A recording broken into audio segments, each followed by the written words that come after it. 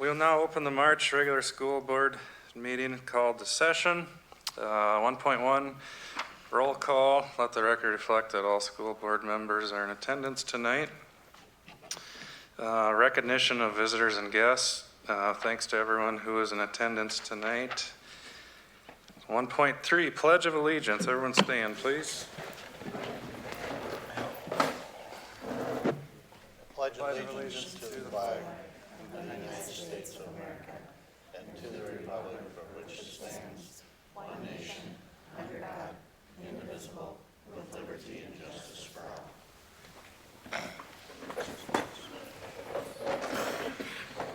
Okay. 1.4, correspondence and recognition. We did have one request for public participation, but that did get canceled until further notice. 1.42, recognition of student, staff, and community, and I'm going to let Lori do that. Okay, we have a nice long list here. To start with, we have congratulations are in order to the Prairie Elementary and Intermediate School students who raised $5,498 through their annual Coins for Cancer fundraiser and donated the money to the Children's Miracle Network of Sioux Falls. Congratulations to Alondra Leon Flores as a recipient of the President's Regional Forensics Speech Scholarship from Southwest Minnesota State University. Congratulations to our Trojans gymnastics team who are awarded the Section 3A Academic Champion team with a GPA of 3.97. Congratulations to Worthington's wrestler Chase Byrne, who earned first place in sections and advanced to the Minnesota State Wrestling Tournament. He was also named to the Big South Conference Wrestling All-Conference team. Congratulations to Leslie Hernandez Hiraquez, a second grader at Prairie Elementary and placing second in the Wilmot VFW Auxiliary Annual Illustrating American Art Contest for grades K through 8. Congratulations to the first place winners of the Intermediate School Science Fair who will advance to the Regional Science Fair in Mankato. First place winners were Catherine Standifer, Brady Schultz, Annabelle Kramer, and Clara Heatbrink. Congratulations also to the Worthington Trojettes dance team members who have been named to the Big South Dance All Conference. That conference for Jazz All Conference is Zoe Martinez, Kaylee Garcia Seifert, and Elizabeth Anderson. And for Kick All Conference, Rosalind Castillo Loza. Congratulations to the following Worthington High School Business Professionals of America members that competed for the past few days at the Minnesota BPA State Spring Leadership Conference in the cities. Pierre Hatu, third place, advancing to BPA Nationals in Fundamental Desktop Publishing. Martha Garcia Verseca, Worthington Middle School eighth grader in the BPA Middle Level Division. First place, advancing to BPA Nationals in Business Communication Skills Concepts, along with placing second in Word Processing, Business Math Concepts, and Computer Literacy Concepts. Martha will be competing in all events at the Nationals. Also, Ka Tai Blay, fourth place, advancing to BPA Nationals in Advanced Desktop Publishing. Alondra Leon Flores, second place, advancing to BPA Nationals in Administration Research Project, Individual Statesman Torch Award winner. Alexia Fuente, national runner-up in Fundamental Desktop Publishing. Administration team of LaRonda Leon Flores, Ka Tai Blay, Pierre Hatu, and Edgar Mendez Ocha. They finalized and will be a national runner-up. And final but not last, congratulations to 56 music students who participated in the music contest. There were 47 entries, which of those 47 entries, 40 received superiors and 7 received excellent ratings for those total of 56 students. Congratulations to all these students.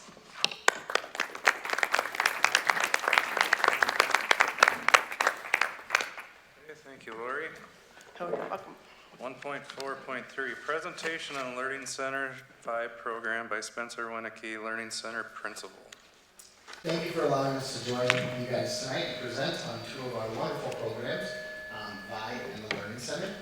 I am here with our wonderful Dean of Students, Katie Peterson. We're first going to discuss VIBE. Currently, we have about 647 students who are enrolled in our public online school, which is known as VIBE. Primarily, we service a large chunk of students who are in the lower grade levels, so like the second grade peaking our top enrollment at 83. And then as the grades go up, the grade bands just kind of shrink. That's just depicting kind of where our enrollment is. And approximately 27 students who live within the Worthington School District are on VIBE. And then we all just want to thank our staff. They're truly awesome. So these are our online staff who are our teachers of record, or TORs, you'll commonly hear. And these are our group of kindergarten through sixth grade, teacher of records. And they live all across the state of Minnesota. And as well as our 7 through 12 teachers, they're teachers of record, and then our MTSS coordinators and our VIBE administrative assistants, as well as the in-district people who service us a lot, such as our assistant director of special ed.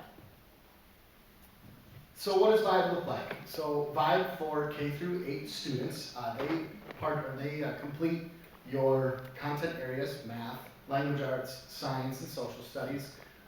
They have modules that they complete weekly. They also have first semester they participate in our PE and health elective, and then second semester which is right now, they participate in art. Our high school students follow our WHS and board approved graduation requirements, which is 30 credits to graduate, along with all of the required and then elective credits. It does mimic a block schedule, so an average student in VIBE has a 4-period day or 4-block day. Giving you a little update on our intervention and MTSS process. So during the first year that VIBE was back open in 23-24, our administrative team completed a self-assessment of our MTSS processes. And just so you're aware, Minnesota MTSS is the multi-tiered systems of support. We went through this self-assessment and we found wonderful strengths that we do well in, but we also found areas that we need improvement and need growth. So what did we do to start this process? We hired a part-time Minnesota MTSS coordinator, and what she does is she assists in the progress monitoring and then the data collection, along with implementing our MTSS processes and procedures. She also assists and provides individualized training to all staff, PLCs, and then individual teachers as well.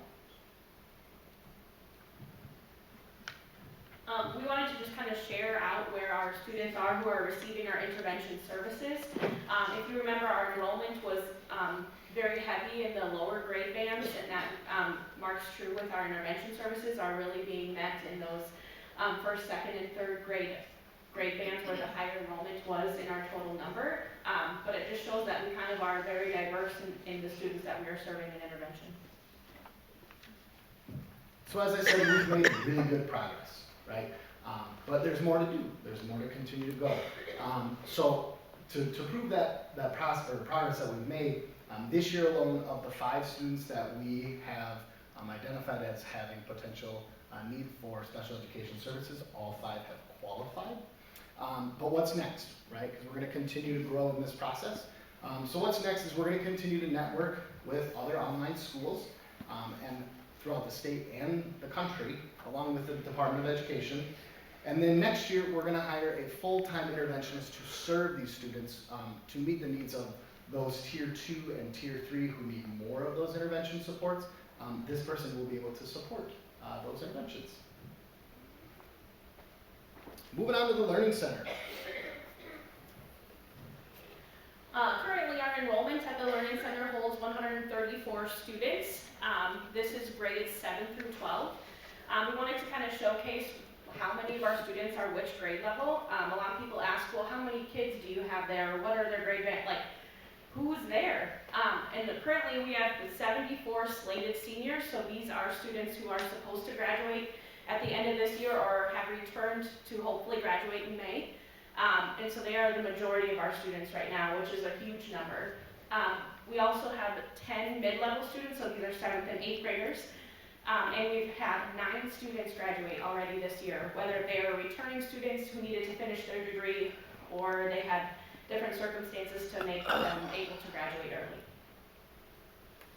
And these are our team. This is our team, and we just, again, if you see these people out in public, thank them. They do a lot of great connections with our students, which you can see that high number of seniors need that high level of support. Students who come to the Learning Center take 5 classes a day, and within those 5, we have an additional Connect class. At the high school here, they offer 4 classes in a day, which is the perk of a credit recovery program. So each day, at the end of the quarter, they will earn a class back, essentially. So they get an extra class that they can earn. The Connect class is an opportunity to build that relationship with their teachers, but also provide an opportunity to make up work that they're missing or get that one-on-one time reteaching moment with the staff. And they have that every day. And to be referred to the Learning Center, they don't just get to come. We go through meetings, such as we call them transition meetings, and they have to fit one of these categories. I would say 95% of our students hit in the credit deficient category that make them applicable to come to the Learning Center. However, we do have students almost in all of these categories that we service. We also service students for the surrounding districts. So for instance, like Fulda, Adrian, Ellsworth, etc. Sometimes they come to night school, which is a whole nother conversation, but we currently are serving someone from Fulda right now who is attending the Learning Center during the day school. Part of our work at the Learning Center is over the past several years, we work with the Regional Center of Excellence. And our person that we work with is Sam Schrader. We are working towards these 3 buckets. These are our 3 goals that we work towards. So access to core instruction, so that's kind of planning our schedule and what that looks like. Connectedness support for students and early warning systems. Our staff does an amazing job at that. They do an amazing job of meeting the needs of the students, getting to know them, and connecting with them. And then overall our instructional practices. So this line graph that you see here, this is the graduation rates over the past several years, and as you can see, we are trending upward, which is a great trend to see. And we work with the Regional Center of Excellence because we were identified because of our graduation rates and where they were at. And so we need to, in order to not be identified, you need to be at a rate of 70%. So we're getting to that point, which is amazing. We're shooting for the stars. So what's next for both of our programs? We've got a lot of great things coming up here. One of them being our Learning Center and Vibe Advisory Board meetings. That will be here in April 7th at 8:30 following the instructional meeting at the Learning Center. We hope you all can join us. We have our end of year cookout. I'd like to also highlight that and thank Mr. Whitboom and the Rock Nobles Cattlemen's Association for donating their time and supplies. We have our big graduation. We hope you can all be there. That will be May 29th at 6 p.m. at the Learning Center. We have our Credit Recovery Summer School. So one of the other programs, a couple of the other programs that we do at the Learning Center is our night school. And then we do summer school through the month of June. So that will take place in June. And then we have a track and field day for our Vibe students in June. The date is yet to be determined. Questions?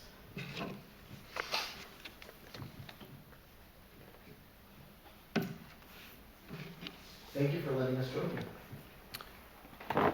Thanks for coming, guys. Okay, moving on.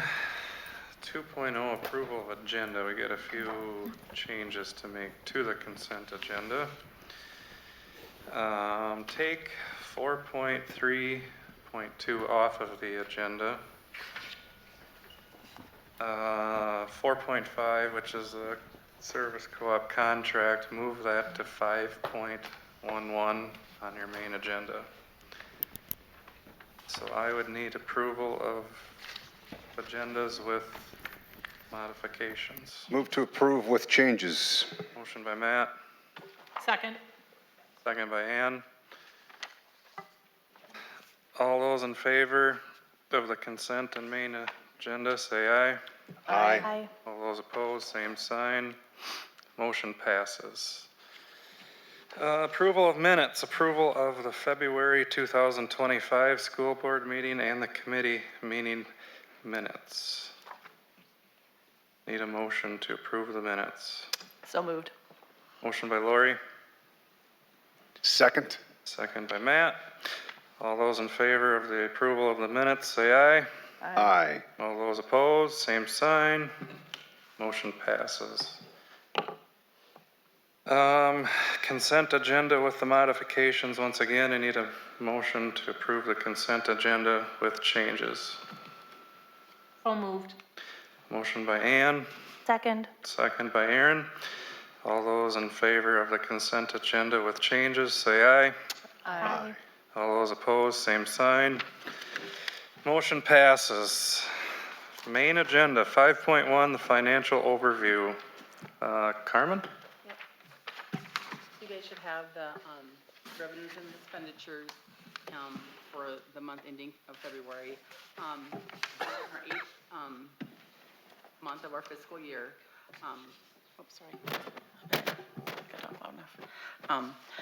We're in the 8th month of our fiscal year. Our collective revenues are running very close, and we, as we were to last year, currently we're at 65.47% compared to the 62.4 last year.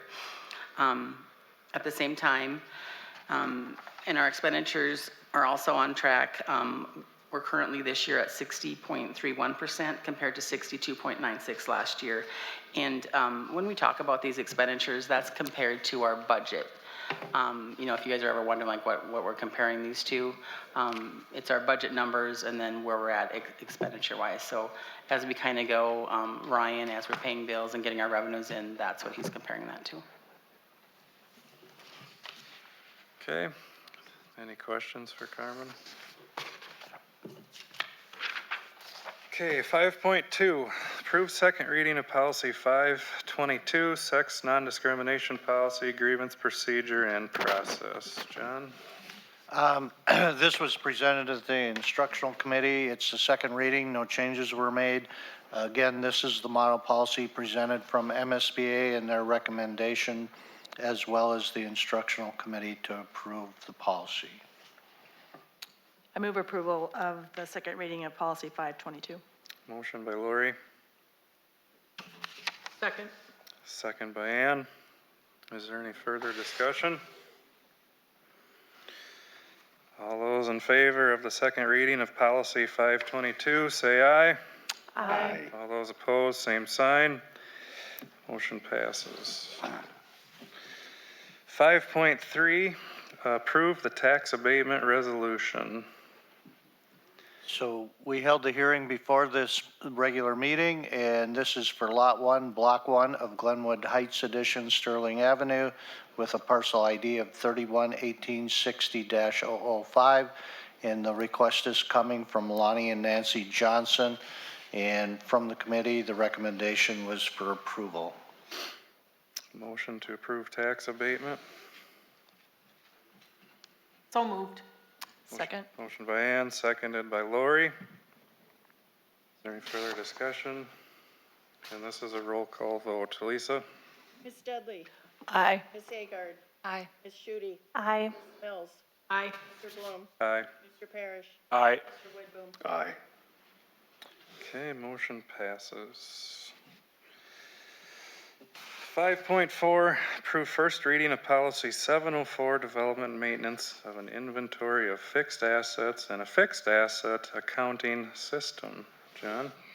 So this policy was updated, and the change comes in section 3, where it defines the capitalization level equal to or exceeds $5,000, and the total threshold of $25,000. This would be a change for the district from where it has been. It is MSBA policy and their recommendation for the change. So the recommendation was for approval. Okay, and this is first reading, yeah. Yep. Need a motion for first reading of policy 704. So moved. Motion by Ann, Second? second by Matt. Is there any further discussion? All those in favor of the first reading of policy 704, say aye. Aye. All those opposed, same sign. Motion passes.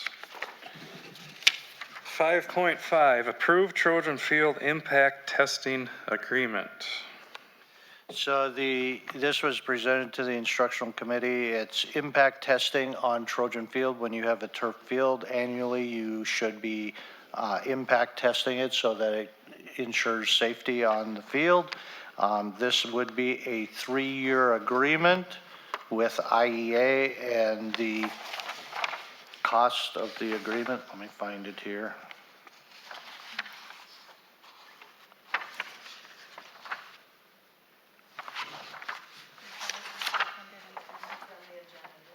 Oh, okay, I'll look there.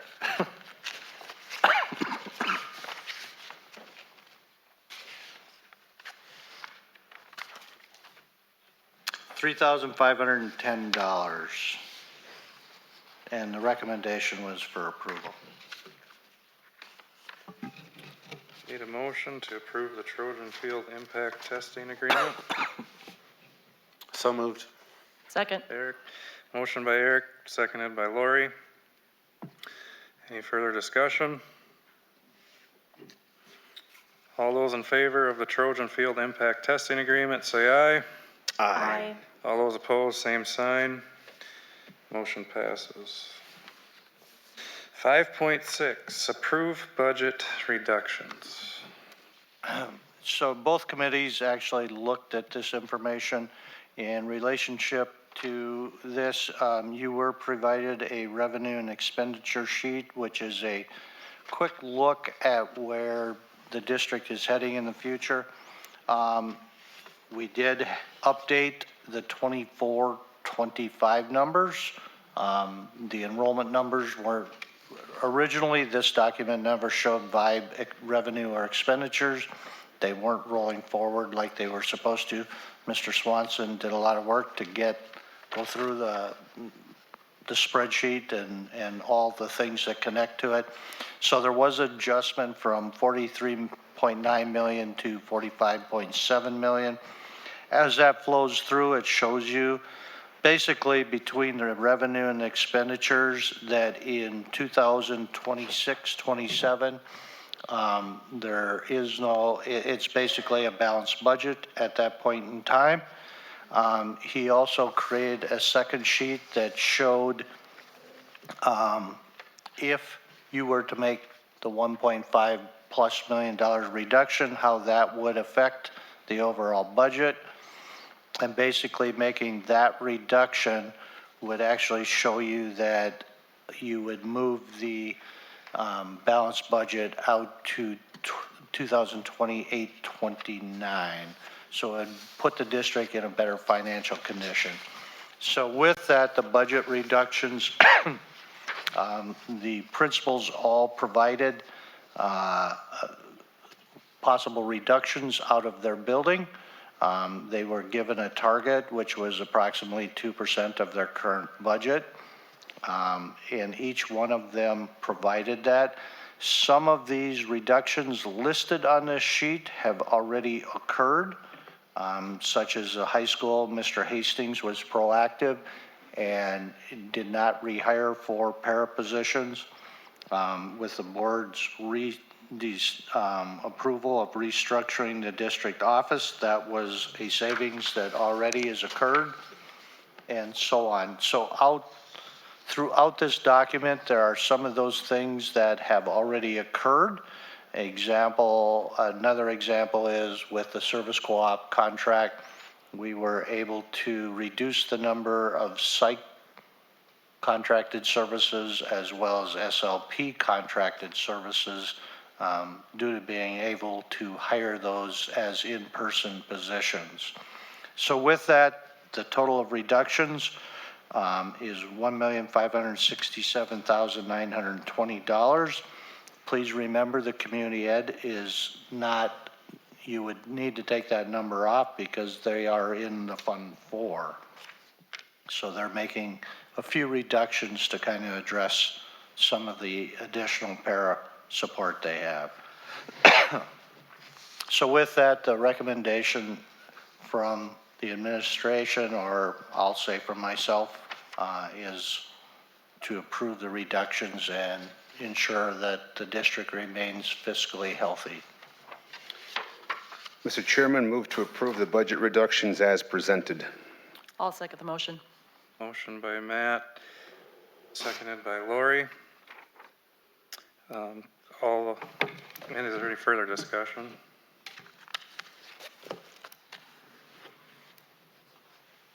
So I can start. I know there's others that probably have some questions as well. When I look at this list, my biggest concern is that we asked for a 2% cut across the board without necessarily a need for that cut in some places. So I am 100% behind doing things that are fiscally responsible, where we're looking at cost optimization and doing things to put us in better shape so that we can either save money or we can reinvest our dollars in the teachers and the staff that are with our students every single day. So I would be supportive of moving forward with some of this list, also knowing that some of this list has already moved ahead. The concern I have is any position that is on this sheet that directly impacts student success and student support. And I think we have to look at that at a more granular level, building by building, and not at a full 2% rate across the board. I think there are opportunities to get leaner in some buildings, but not all. So those would be my concerns with looking at this as an all-in vote across the board. Yes, I feel like when John asked administrators to go to their buildings and look at their budgets, this is what they came up with. So people in the buildings are recommending things that they, although it's difficult, recommending that they feel like they can, for lack of better words, live without. And you gotta remember, a lot of these positions that were put into place was because of ESSER funds, and I know that was before you were here, and we knew going into this, nobody enjoys doing this, and with those ESSER funds now depleted, this puts our back against the wall. It was good, but now it's almost like it's evil. And it's hard, but talking with all the leaders of the schools, nobody likes it, but it's easier to do it now. Because yeah, some of those positions, retirements haven't been filled, could be resignations. I mean, I understand the student success part, but I'm hearing about the paras. And that's in the second grade, and I understand that. It's a great thing, but I find it's a difficult decision, but it's an easy decision now to move forward and doing it, I feel, instead of when it's in a really difficult position and it could really affect other lives. And some of these positions, what's nice now is they can be moved to another job, which is kind of an asset in doing this right now. And like I say, it's too bad the ESSER funds put us in this position, but it was great. It was to help us get students caught up. Hopefully that's happened. It's tough to make everyone happy in this position. And for many years, Prairie operated with half the number of paras, or half the number specifically at grade 2. Paras were shared between classrooms and they were having great success. Heidi was able to create a schedule where students were able to get services. It takes a little more work on Heidi's part and on teaching and para staff to make sure that it's all coordinated. But Heidi and I had a long conversation here, gosh, probably about a month back, and she feels confident that she can create that schedule. you know, and who knows, someday maybe we can bring these positions back. This is just for the time being. I mean, that's what the unknown is right now, and I agree with Ann. I mean, this request was by John to the school leaders, and I think they've done a good job, and we're not really going to affect too many people, if any, losing a job, and I guess I'm somewhat proud of that. It troubles me that we're continuing to have a conversation about how this is not affecting anyone that's working here, and no one is having a conversation about how it's affecting the students in the classroom and what that's going to look like in terms of, I mean, we're talking about 15 paras, 5 licensed staff, and how that is going to affect student learning, student performance, etc. I understand that there are things on this list that we've already approved and that there are cuts, but what I still don't understand after 2 months of asking these questions is why are we looking at reducing the budget when well, part of the problem is that I've had 3 different dollar amounts in front of me in the last week. Currently, the dollar amount, the total fund balance estimate is $38 million, which is well over half of what our expenditures are in any given year. And so to sit here and say that this isn't affecting a person that's hired, I completely understand that. But when we're looking at a 27.4% reading at grade level statistic in 3rd grade, our goal is 40, and the statewide average is 46.6% at reading at grade level, and we're talking about removing 2 paraprofessionals and 2 interventionists in our Prairie and our intermediate building. I don't understand how that's value. The idea that we're cutting 2% in each building is a valid concept in terms of let's make a list and let's make a goal, but those dollars are not equal.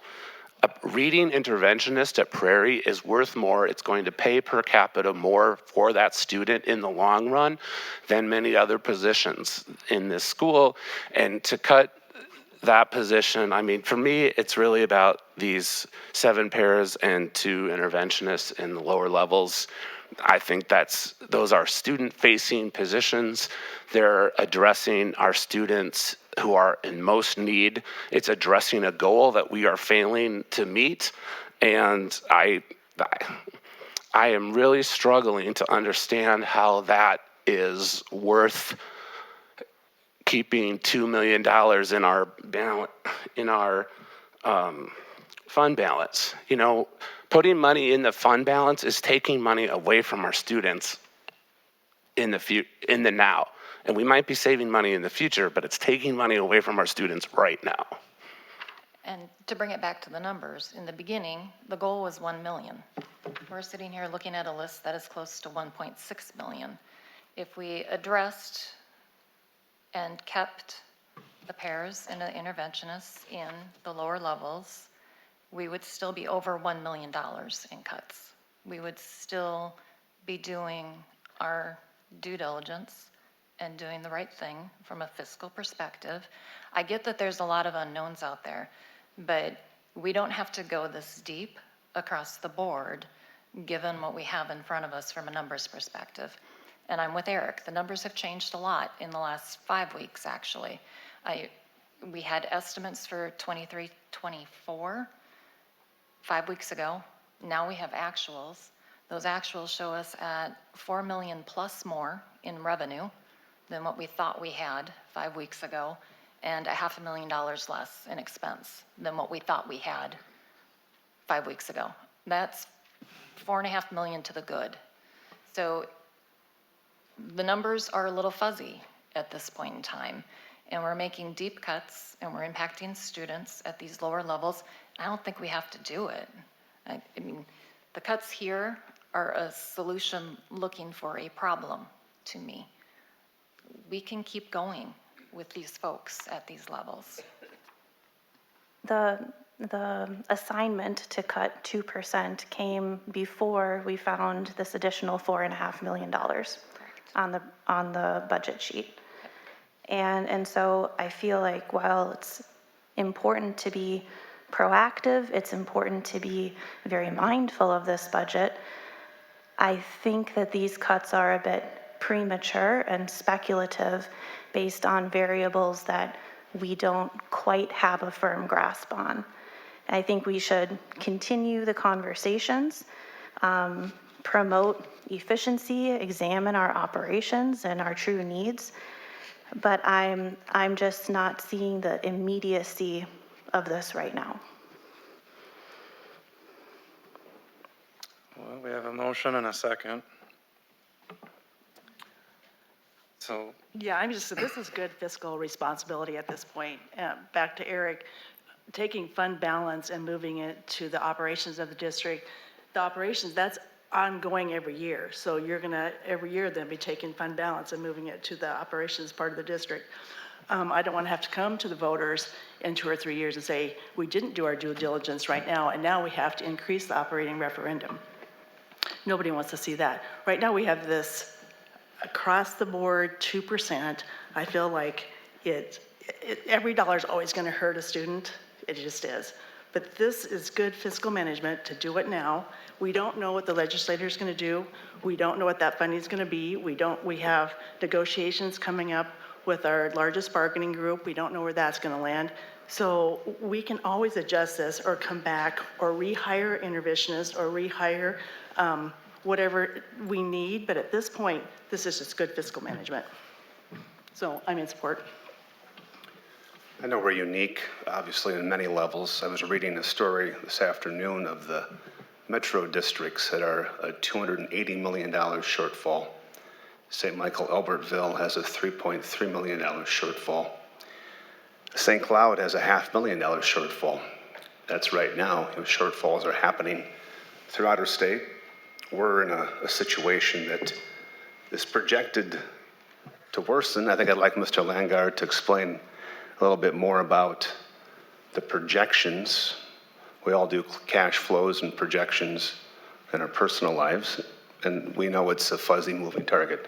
But based on what we know now and the numbers we know now, the longer range projection is dire. So, yeah, when you look at the sheets, and again, this is a one moment in time, just like the test scores. They're one moment in time. You have to take them for what they are. It's our best estimate of what the revenue will be and our expenditures will be. We're still dealing on the expenditure side with double-digit increases, so larger, which creates a larger inflationary factor that we have to deal with. But what it does show is, again, if you make the reductions early at the end of this estimation, which is 2930, you potentially have an $8 million swing in the fund balance, over an $8 million.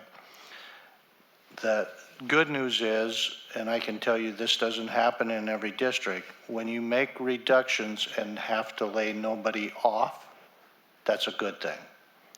That doesn't happen very, very often.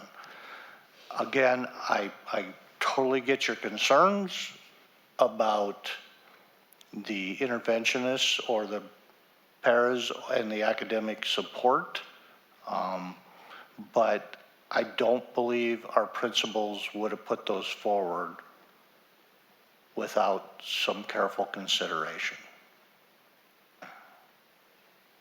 And again, our test scores aren't moving. I can tell you, I'll tell you right up front, I'll say it to anybody, our teachers do a great job of growing kids. They excel, our kids are growing, they're doing what they need to do academically, but the MCA is not, in my view, a good representation of the success of our teachers and our students. And if you bank a reduction decision on test scores, in my view, that's wrong. And if you look at the preliminary data that the financial model showed from Barrett, it will tell you that we are higher than the comparable districts by substantially in the student support area. You currently even with these reductions, will show you're spending at a higher rate for pupil support than comparable districts. And everybody wants to point to our student population. Yes, that plays a factor, but that's not the total factor. And in my view, I'm frustrated with, we cannot continue to blame our student population on why we need all this support. We have to do a better job of addressing each kid as an individual.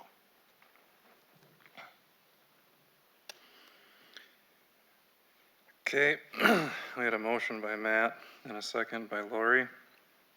Is there any further discussion? Can we pick this apart and try to hit the 1 million that was originally asked for? Do we have to do this all in one fell swoop and not look at this more closely to hit the 1 million target? That was a fine target a month ago, 2 months ago when we started looking at this. Can it still be our target? It's my understanding that there's 600,000 here that's already been approved in cuts. Like that in terms of the district office, the service co-op, et cetera, things that are happening. Can we find $400,000 more that has the least amount of impact on our students? I just think that's going to be too subjective. This is just equitable across the district, and we asked our principals, admin team to do it this way. It's sort of kind of how it's always been done in the past. I want to keep bringing up the past since I'm a past board member, but this makes sense to me across the board to do it this way. Otherwise, who's going to say, well, that's less of a cut or doesn't impact as much, or, you know, again, I don't think that's discernible. So I just as soon do the whole thing and then come back later, next year or 2 years, when we know some more of what the inflation's going to do, what the legislator's going to do. Again, the things I said the first time around, what our bargaining units are, what we'll have a better idea of where we'll be with those crystal ball things. Yeah, I mean, administrators didn't do all the work to have a governing board pick it apart. Administrators did the work that they were asked to do. They know what's happening in their buildings. They see the work every day. They see the possibilities. Nobody likes cuts. I don't like cuts. I was a budget cut as a teacher many years ago, and it stinks. But if we are not smart about it now, the cuts that we're gonna have to make in the future are gonna be even more difficult.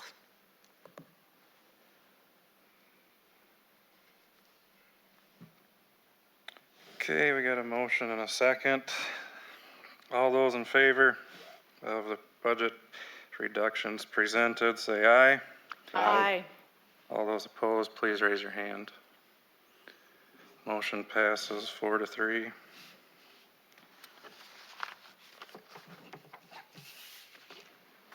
Okay, 5.7, approve city maintenance and scheduling agreement. A couple years ago, we started the maintenance and scheduling agreement with the city of Worthington, which has been an outstanding partnership. They presented it again this year, and the maintenance agreement cost for next year would be $12,826. It is an increase of 15%, but well worth the money spent. It's been a great partnership and worked well. So the recommendation from the Operations Committee was approval. Okay, I need a motion to approve the city maintenance and scheduling agreement. I'll move to approve the city maintenance and scheduling agreement at a cost of $12,826. Motion by Aaron, Second? seconded by Matt. Is there any further discussion? All those in favor of the city maintenance and scheduling agreement, say aye. Aye. All those opposed, same sign. Motion passes. Okay, 5.8, approve turning over a playground area to the city of Worthington. John? So back when we sold property, roughly 3 acres to Smock for their new facility out on the Prairie Elementary site, during that time, it was recorded that also the property that the playground is on was turned over to Smock, yet they have no deed, they have no, it's not part of the purchase agreement. So I believe there was a recording error at that time. I have talked to them. They do not want the property. And so what this is, it was discussed at the operations committee. I would need your approval as a board to say we're going to turn it over to the city, and then I'll work with Smock and the city to get that accomplished. And of course, the city would pay for that to get turned over to them. And it'd probably be through a quick claim deed for that parcel of property. It's a little over an acre, I believe.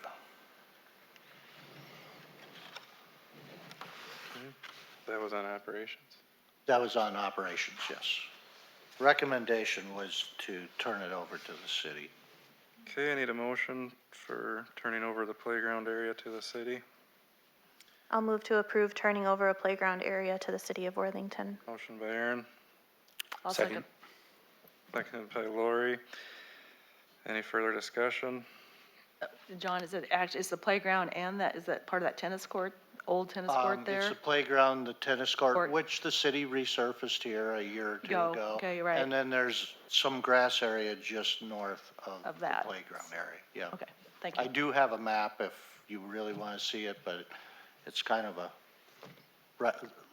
rectangle piece of property.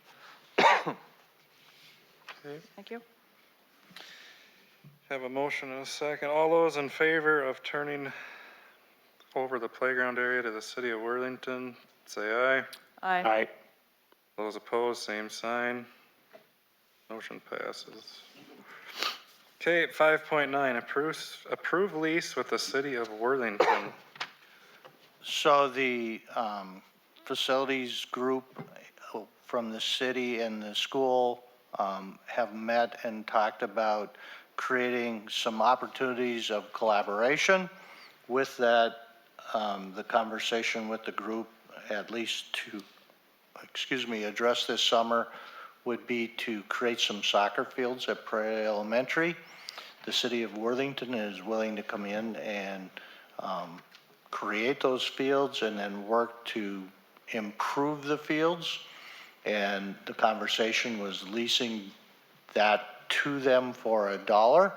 Now, there would be some upfront costs by the district for seed and our share of seed and fertilizer and helping with the goals. It would become a public community access point for soccer. Again, the first year costs are going to be probably $25,000 top end. It is kind of a rough guess. Soccer goals aren't cheap, but there's some equipment involved. The school would be responsible for the garbage cans and the porta bathrooms that exist, and then the city would do the mowing maintenance of the field. And their goal is eventually to make some nice soccer fields. They are currently looking at 3 fields with 3 adult fields with 2 youth fields. So trying to get 5 fields to start out for this summer. And they would like to start working on that as soon as we can put an agreement together. So Wouldn't that take up most of the area at Prairie that's out they there? take up a good chunk of what's east of the building. So, yeah. And it was recommended by the operations committee to move forward. Would be a little less maintenance for us too, right? Yes. And just to clarify, one of the benefits of renting this to the city is that then the city assumes liability. If there were injuries, if someone twisted their ankle because of uneven ground or something like that. That's right? Yep. Okay. Absolutely. Thank you for reminding that or bringing that up. Okay, looking for a motion to approve the lease with the city of Worthington. So moved. Motion by Lori. Second. Ann? Was that you? Second by Ann.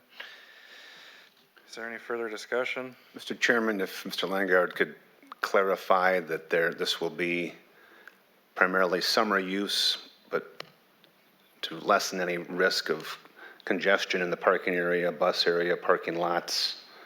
Don't see that as being any concern for the building itself.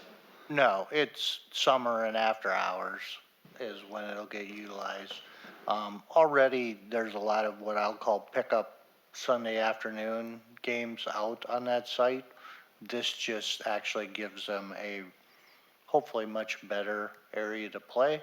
And it does move some of it closer to Pleasant. So from the parking during the school day, I don't really see an issue.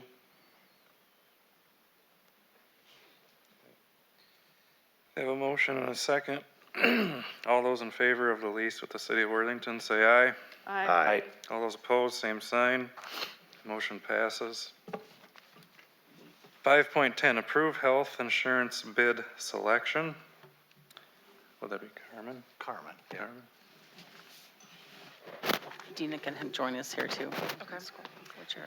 So we had 11 carriers respond to our request for the proposal. 6 sent us bids and 5 declined. Currently, the board has our recommendations in front of them. Is there any questions on the plans that we proposed?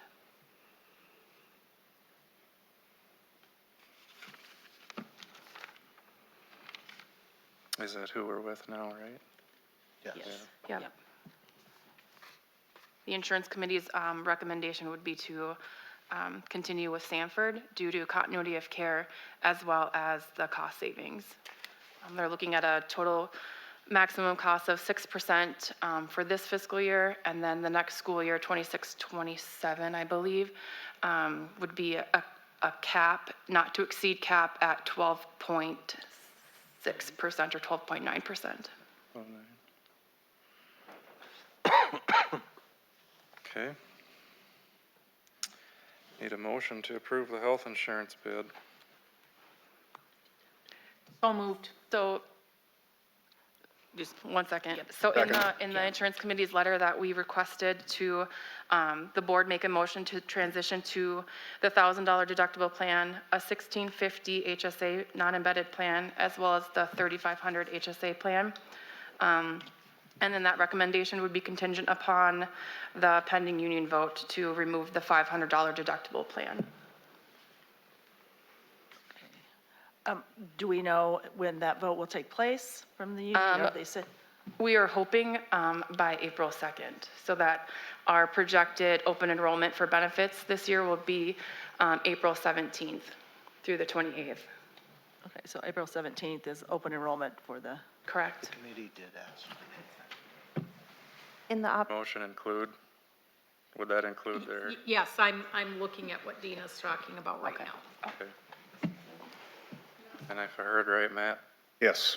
seconded it? Yes. Okay.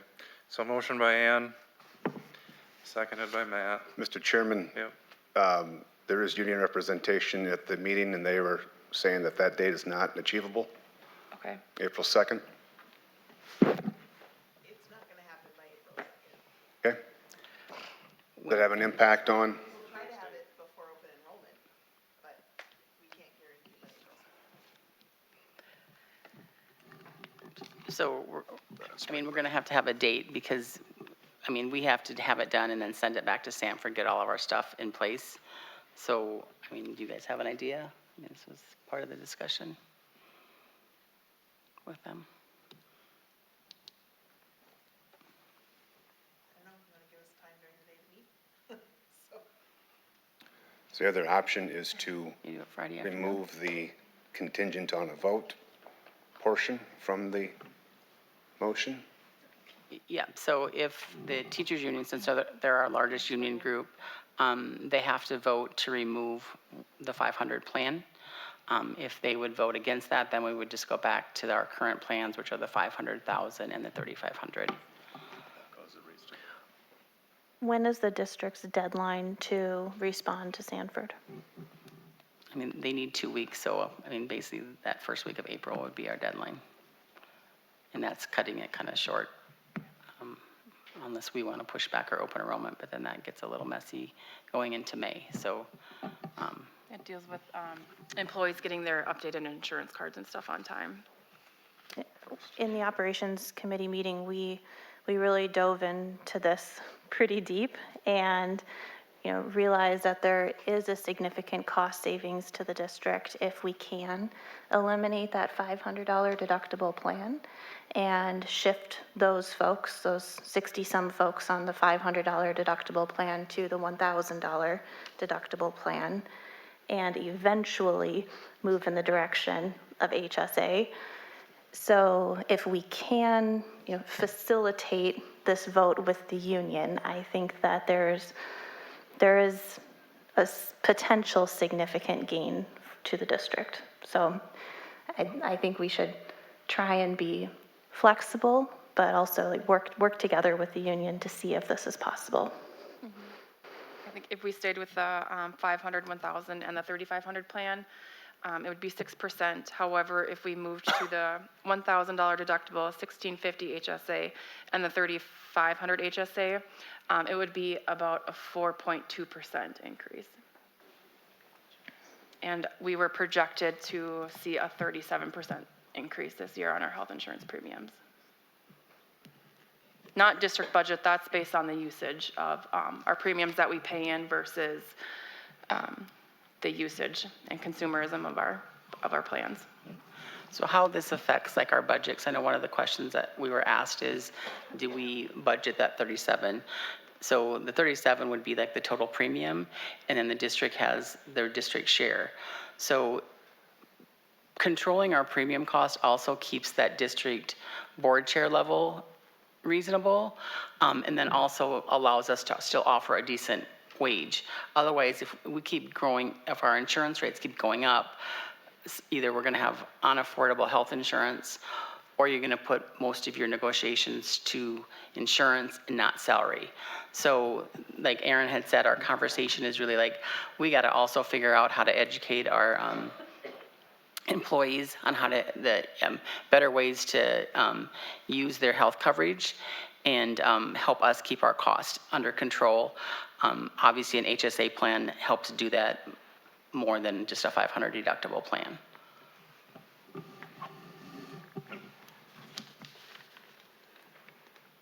So what do you think? I'm looking at a calendar. And it would also depend on if the board is interested in looking at an MOU about insurance ahead of time. Our team hasn't had time to even talk. So we've talked a little bit. Our negotiations team has talked a little bit. In the letter that we sent to the board, we said that we would be interested in looking at an MOU to incentivize those HSA family plans, especially because they're so expensive still. So if there was a way that we can incentivize folks moving to the HSA, maybe that would help our members to make that kind of decision too. So I think Becca has a letter of intent to bargain to present to Adam tonight. Maybe she did already. Mm-hmm. So if I don't know, maybe before, it would be good to visit soon with the negotiations team to see what your thoughts are about if there's a possibility to possibly bargain something before open enrollment, which that's a tight timeline too. So, okay.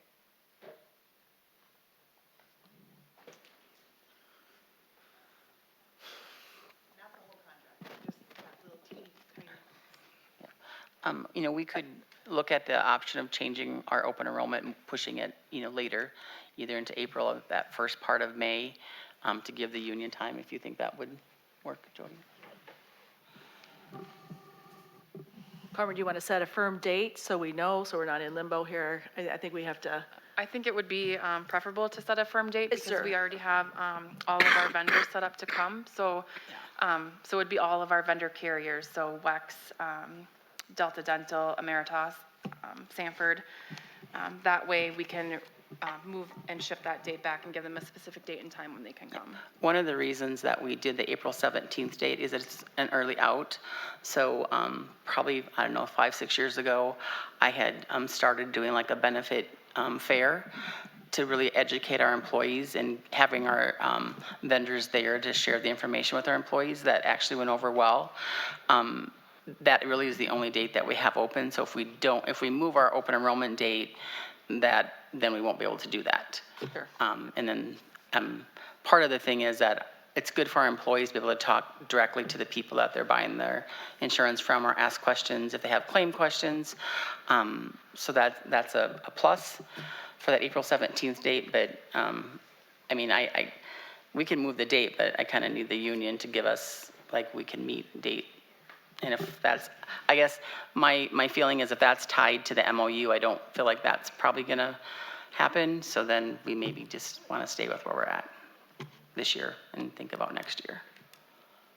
Well, if you got a cost savings going from 6% down to 4.2. It's huge. And insurance is fully costed in the percentage.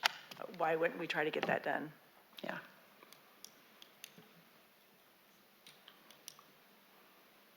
Just looking at it, it's not shooting for the moon, it's a small amount. I think that could do it. So, it's just how you would cost it. No, I agree. Like, we've had conversations with the union and with our insurance committee. We are all in agreement with coming up with like a HSA amount that goes to single and an HS amount that goes to family, because our family plans are extremely high for a lot of our employees. So I mean, I think that is a really good benefit that we need to offer our employees. Currently, what you guys do is basically you set your district amount, and the difference of that all goes into a single HSA. So you would have to adjust that too, like maybe the single wouldn't get quite as much in there. A lot of districts just put a flat amount into their HSA plans, and that's what they negotiate. So that's an option.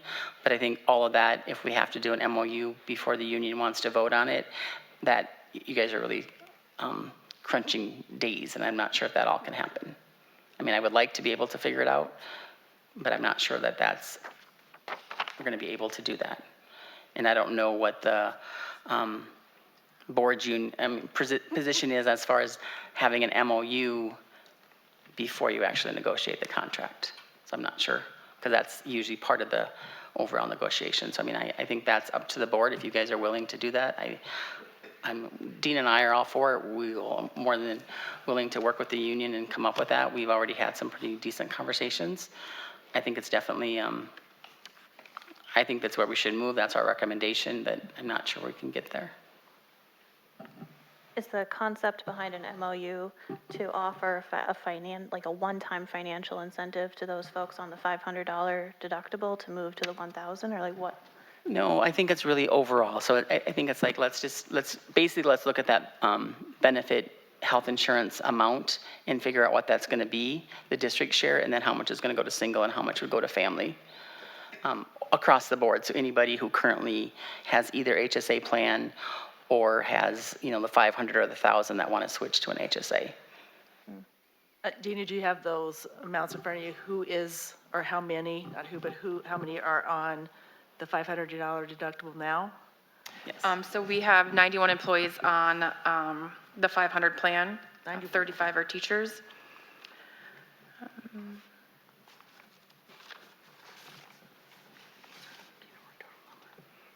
I don't.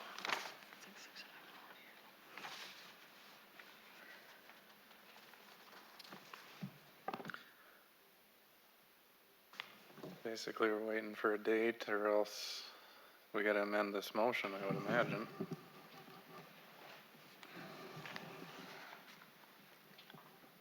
Jody, what do you think?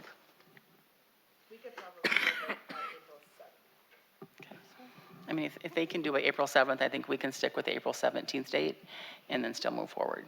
Okay. And we will, I mean, obviously, maybe at the closed session, you guys will talk a little bit about the negotiations. That's what we're discussing. And then maybe have a meeting with the union. April 7th. We might need to change. Oh, might change meet and confer date? Confer is supposed to be April 7th, so we might need to change if we're going to. Gotcha, do that. Okay. Okay. Okay. And that's okay with you guys, anything? Okay, so we got a motion, we got a second to approve the health insurance bid selection. All those in favor of the health insurance bid selection presented, say aye. Aye. All those opposed, same sign. Motion passes. 5.11 is the Southwest West Central Service Co-op contracts for the 25-26 school year. I'll have that to John. So this was presented at the Operations Committee. As you go through the overall contract, we have switched the environmental services. We used to be through McNeil, now we'll be through IEA. Last year's contract was for a partial year, so the full year number is there, which is a little over 13,000. The business services, we're seeing the contract go from a little over 46,000 to almost 56,000. In the technology services area, we're going from 83,000 to 97,000. Technology integration support, almost 202,000 to the new contract would be 225,000, almost 226,000. And then, excuse me, comprehensive cybersecurity went down from 36,000 plus to 33,600. And then the student data privacy program is $1,950 for next year. Where the changes come in the contract additionally is in services under the special education. School psych, we reduced to 1 FTE of school psych services versus the 2 FTE since we were able to hire. That dropped from 246 to 128,000. Speech language pathology, we dropped from 116,000 to 46,000 and change. That was due to we were able to actually, after 4 years, hire a district speech therapist. And then the teacher visually impaired actually dropped from 38,000 to 31,000. Occupational therapy, and these are kind of a la carte type services that based on the student needs we have. So they went through the other one where the change came was in the special education administration services. Last year we had an amendment on the contract, so it didn't show the total salary, and that is showing a big increase from 158,000 to 351,000, but that only showed one administrator.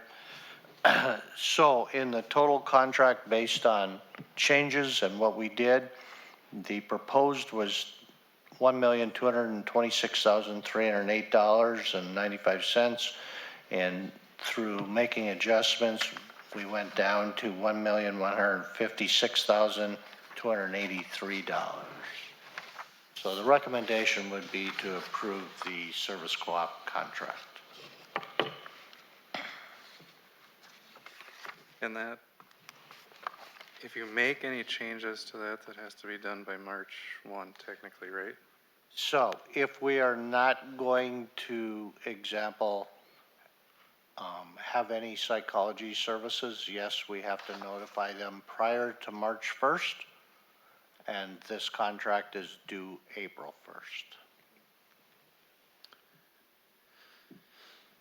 So I guess in the future then, I mean, your time is done in July, but like Josh and Carmen, maybe next year we could start the conversation a little sooner. Book it. Actually, I think we have to start it even sooner. So there's a portion of this contract that the notification has to be done by July 1st if we want to make changes to that particular portion. Right, and a full year and a half ahead. Right, and I don't know if we'll get that, but like I say, that's something for you guys to keep into consideration too. I think let's talk sooner, and if there's any other recommendations or changes you guys feel, it'd be nice to know. Just a quick question. Yep. Our student count went up by nearly 600 students between 24, 25, 25, 26. That's our projection to go from 33, 900? Yeah, what happened was they weren't originally counting the Vibe students. Okay. Now they're counting the Vibe students. Okay. Okay, I need a motion to approve the service co-op contract for 25, 26. I move approval of the service co-op contract for the year mentioned. Okay, motion by Lori, Second. second by Ann. Is there any further discussion?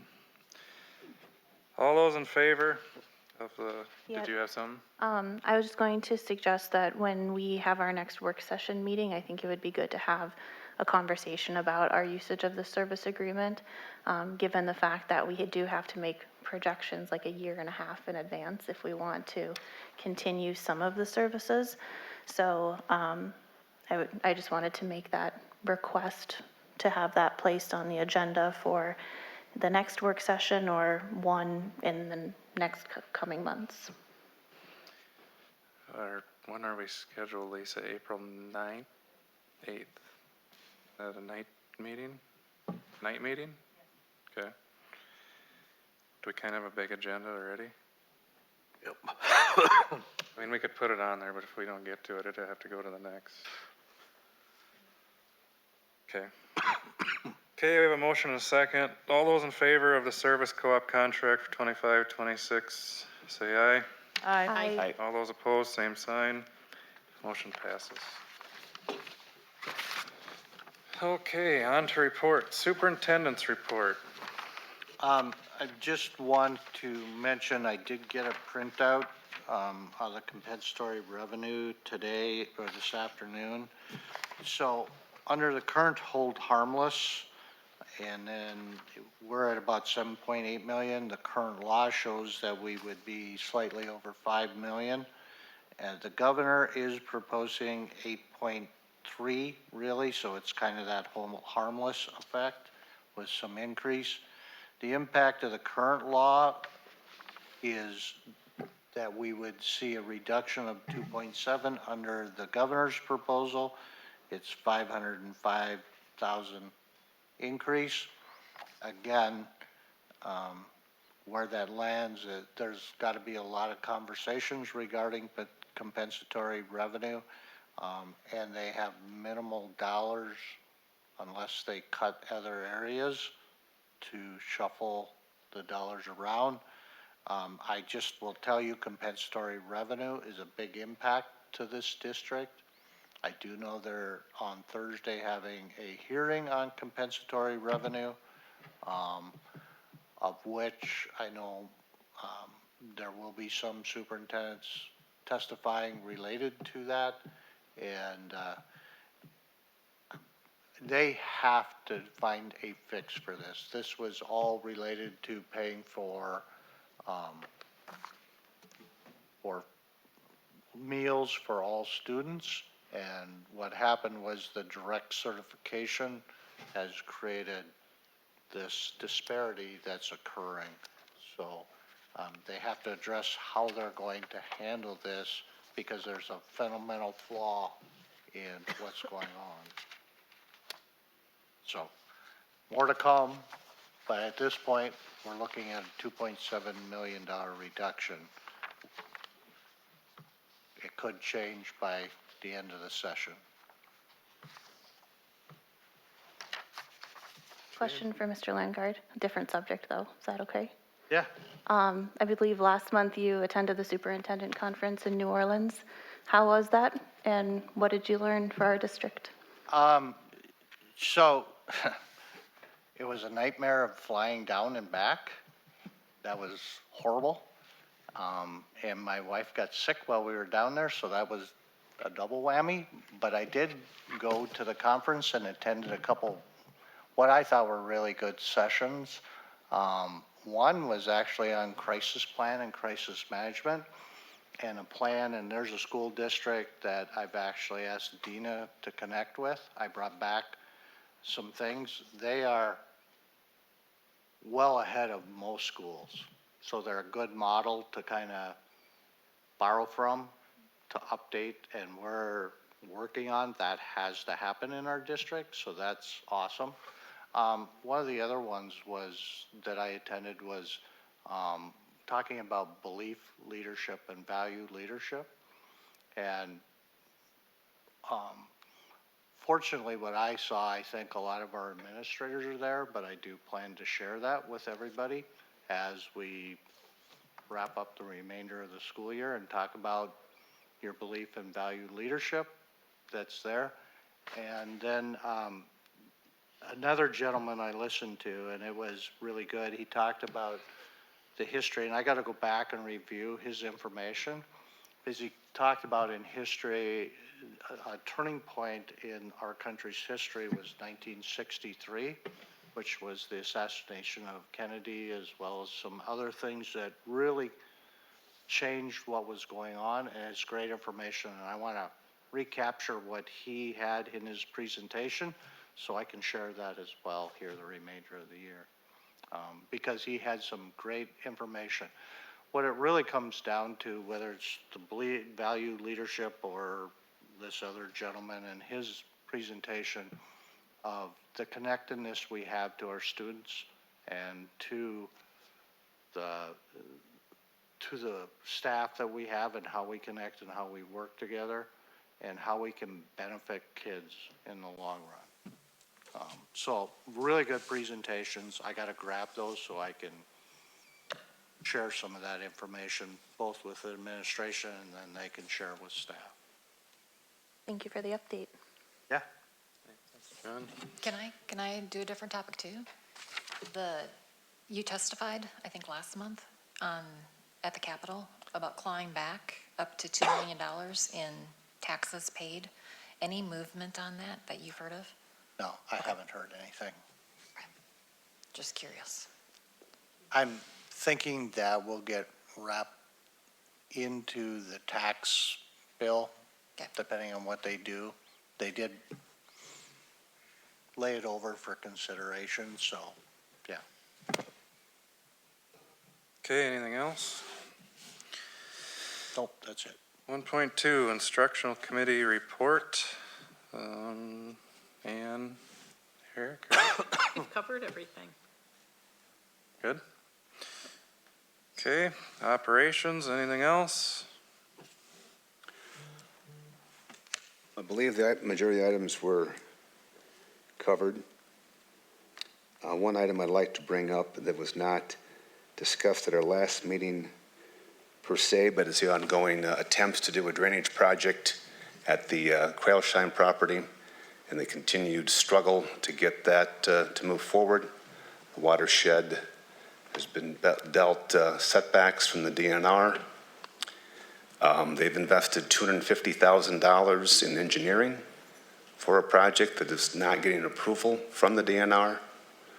The Bowser Group does support the idea, and I would like to suggest we as a board write a letter of support on behalf of our watershed that goes to our elected officials and to our appointed DNR officials.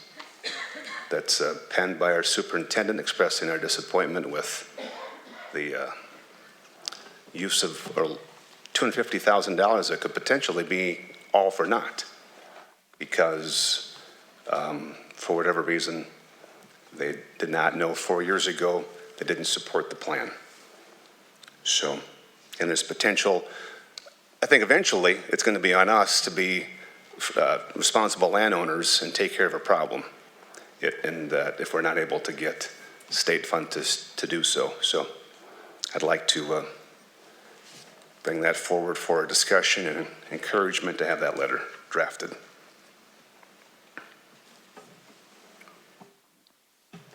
Anything else? Good.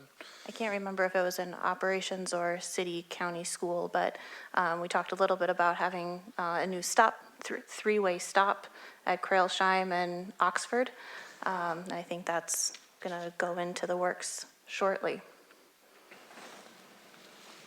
Is that gonna happen before the end of the school year, April, right?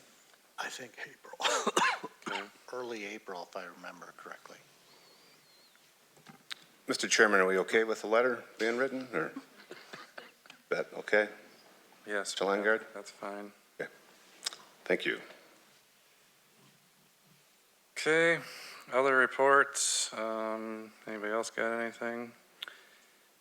I did talk with John, I'm gonna bring this up. Friday, March 21st is World Down Syndrome Day.